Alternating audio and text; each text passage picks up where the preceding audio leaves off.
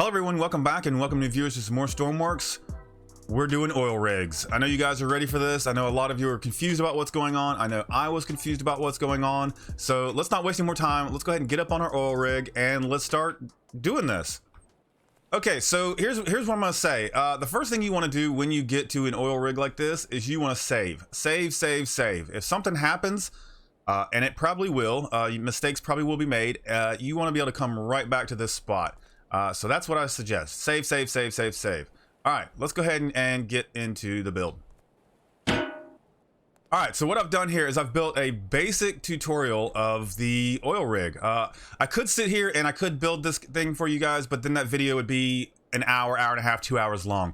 So I think it's easier to go ahead and build this, show you the parts, show them working, show them how they work together, and then I'll put this up on the workshop for you guys, and then you guys can have this, play with it, do whatever you want with it, add on to it, destroy it, blow it up, nuke it, I don't care. So yeah, that is what we've done here. So first of all, let's go ahead and talk about some of the parts. Down here, we've got the oil rig wellhead. This actually comes standard to these. Now, if you're out in the ocean, you're gonna have to drag one of these down to the bottom and mount it, and then probably use like a submersible to line the rods up. But you already get one here if you're part of the industrial DLC, which makes it kind of nice. It's already here, it's already easy, ready to go. So next, on top of the wellhead, you're gonna want to put the rotary table. Now this is a little weird and janky to place. You might have to lay some blocks down to be able to line this up, and I think it sits one block above the actual wellhead. So that's also another thing. So yeah, just drag you out some blocks, place it, delete the blocks, and you're good to go. On top of that, you're gonna get the oil rig drill connector. Now I've seen some versions where this connector here is actually down here and they're switched around. Now there is no correct real way to do this. There's a correct way. You know, it's obviously not gonna work if you just start putting random parts down, but there are so many different ways you can do this. I'm just trying to give you the basic ways of getting this going so you guys can start being roughnecks. So yeah, you'll put the oil rig drill connector right on top of the wellhead. You're going to want to line it up with the hole there, and you should be good to go. From there, we've got a track that goes all the way up, and notice it is longer than the actual rods themselves.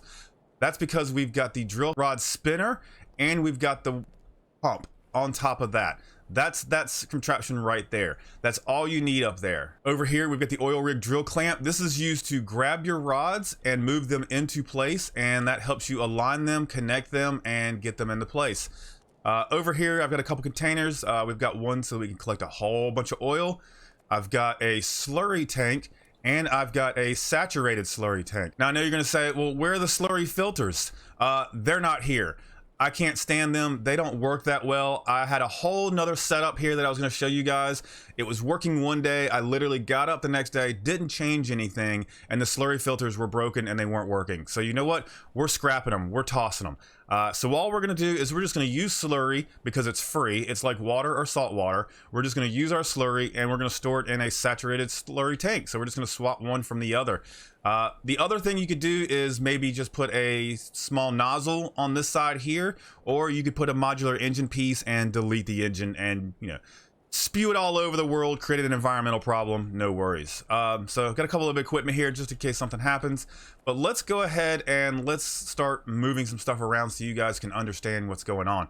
I've tried to color code everything to make it a little bit easier. So we've got orange for orange, we've got green for green, and blue, purple, red and red, all that. Yeah, obviously. So it makes it a little bit easier to understand what parts are moving and what's going on. So I'm gonna start grabbing some rods. We're gonna start moving them into place, and I'm gonna start going over how all that works. All right, so as you can see, I've got A and D and W and S that moves around our clamp here. It kind of feels like a game where we're gonna be grabbing some stuffed animals out of a box, but we're gonna be grabbing rods instead. So we are clipped on. So because all of this is orange, we've got orange here. We're gonna clamp that connector. Now, here's a problem that I kept noticing. If I try to pull backwards on this, you notice there's a lot of clipping going on. It does not like it. These rods only like to be slid out sideways, and you can kind of see the little slit that they go through. So sideways movement is all you can do with these. So we'll slide this over. Whoop, little wiggle there. I've got some movement here. I can go up and down with this rod, so we can slowly place this first rod into its slot. If it doesn't fit, you can just wiggle it around a little bit and it should go in. All right, so I just heard a connection, like a magall has clipped on. So I'm going to clamp that rod, which is being clamped right here. I can unclamp my rod clamp here, move that out of the way.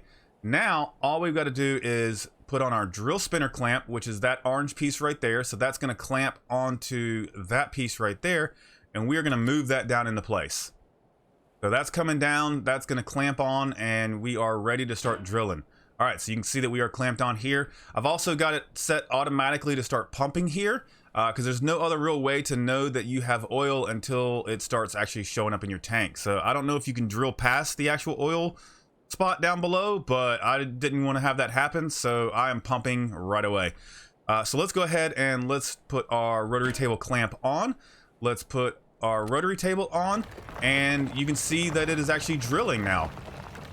So there it goes. It is going to drill down, and obviously the clamps are still on. You could take it off if you wanted to, but I don't think it does much of a difference in speed. It's just more of a safety thing that keeps them from falling down the well hole. All right, so we're about to be finished right here. This drill rod is about to be as far as it can go, so it will stop here in just a second. There we go, it is stopped. So we're gonna undo our spinner clamp, and we're gonna move that entire piece out of the way. And there it goes. While that's happening, I'm gonna go ahead and grab another rod here and get ready for this. We're gonna slide it over. I'm gonna move it down in position. And you're gonna notice that we are now aligned here, and these can be put together. If this is not clamped, for an example, if you are not clamped here, it will not align. It will not show you an alignment. So you have to be holding on to that rod in order to clamp these guys together. So I've just hit that button. They are now clamped.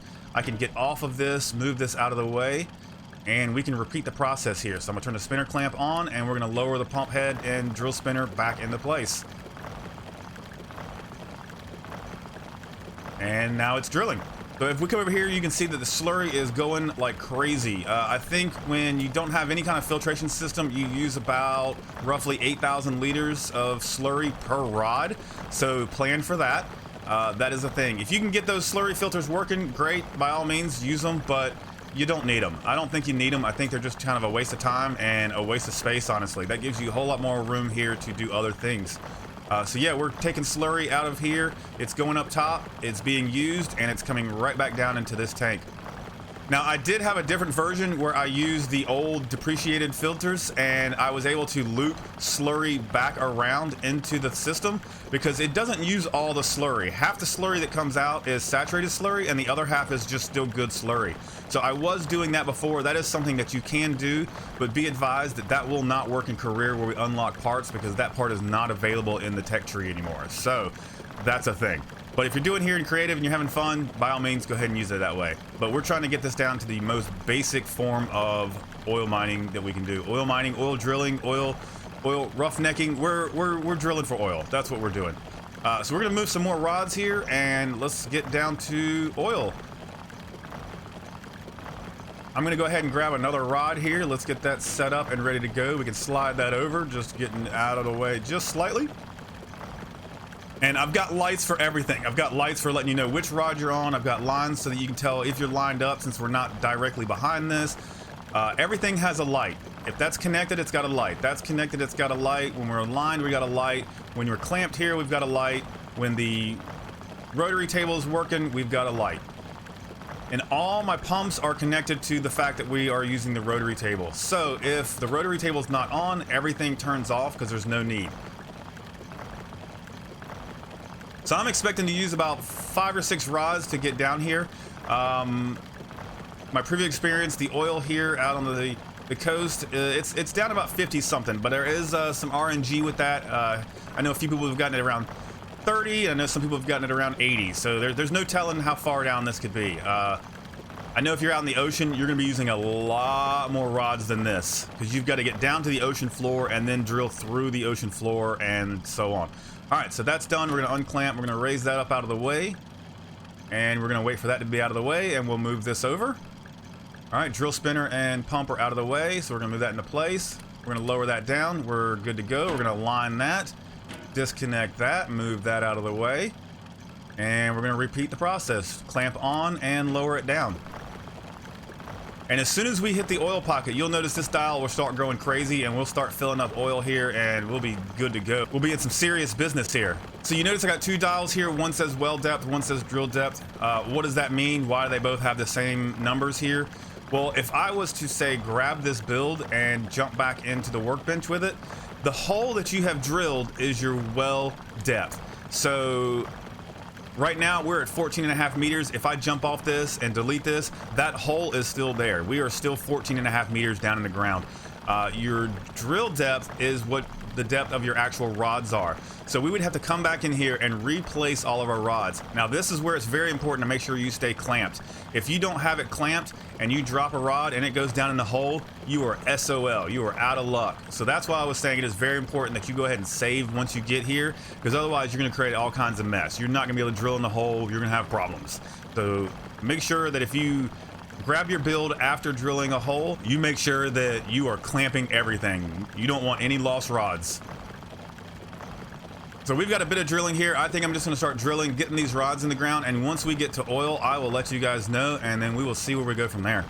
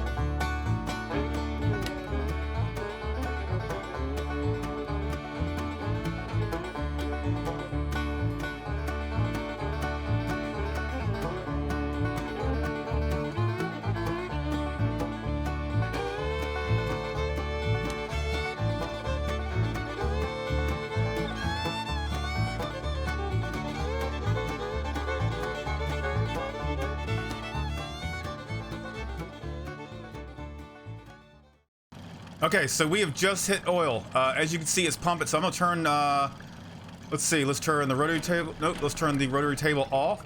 Let's turn the pressure that it's pushing down on from the pump. And we're gonna leave everything else clamped so we don't lose things. So yeah, as you can see, we are pumping oil into our oil tank now, over here. Look at that. And we shouldn't be using any more slurry. Yep. Not using any more, so we have 9,000 liters of slurry left. Look at that, we are right there with the slurry. So we could even have an extra slurry tanks here if we needed. So yeah, if you wanted, you could figure out the filtration system and you could add more, but I would just add more slurry tanks. So yeah, that makes it easy. We do have a radio here on frequency 710, and that's because the wellhead is actually separate from our system, and that just brings in the well depth and drill depth for us. So that makes things easier there to be able to read those numbers. But now that we're doing that, everything's turned off. Our pumps are turned off. Our slurry in and our slurry out pumps are turned off. Nothing else is working except our pump up here. And let's go ahead and get up here and take a look at it. Now I'm using a track here for this so that we can go up and down, and I've just got this on a blinker for about a second and a half on, second and a half off, and that just gives us enough to get this pump up and down. You could use pistons here, but I believe pistons start halfway out, so you might have some weirdness going on there. So this seems to be the most efficient way that I've found to do this. So yeah, we are drilling oil. We're drilling oil. And it's quiet now. You don't have to listen to it. From here, you could do you could pump it out and to a vehicle and go and sell it as oil, or you could do refining, which could be a whole nother episode if you guys want to see that. So yeah, if you guys want to see a tutorial on refining oil, let me know in the comments. Thumbs this video up, and yeah, we'll try to do that. But yeah, as far as this goes, we are good here. This is it. This is how you drill oil.